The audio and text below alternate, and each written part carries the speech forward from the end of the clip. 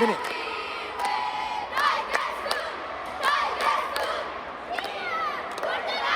ئەفکەچێن کورد ji Dêrik û Hesekê hatine Dîmeşqê. Biriya sê tîman ku çêlkeçên ciwan in tevlî şampiyona Taekwondo ya li ser asta Sûriyê dibin.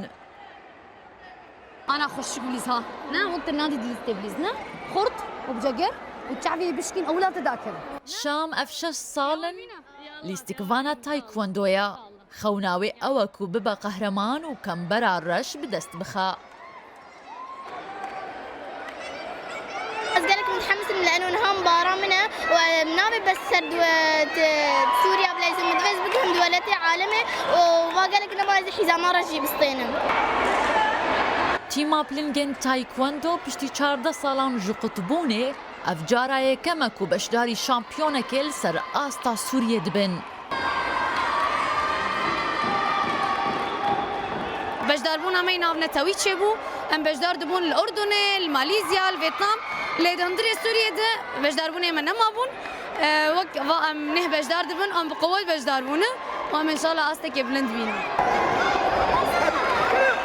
نفسه يا كردايا دي ميدانا تايكواندو ده الشر ورجيشيت كن داكو ببنا قهرمان لسر أسطح سوريا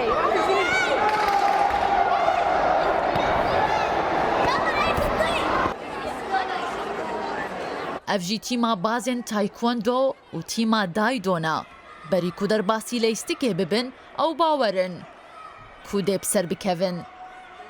Hêlîn û Selîna jî bûn şampiyonên komarê.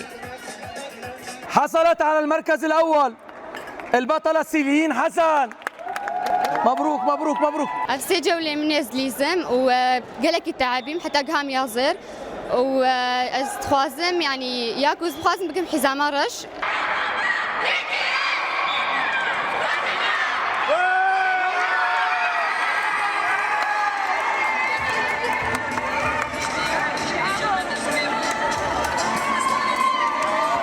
تبوي قهرمانة سوريا نها تتعافي قالكي وحمد بشكرياتك وش تخوزي بيجي خوازم روجك يا زلمه بطولة عالمية ذهبية دسابينا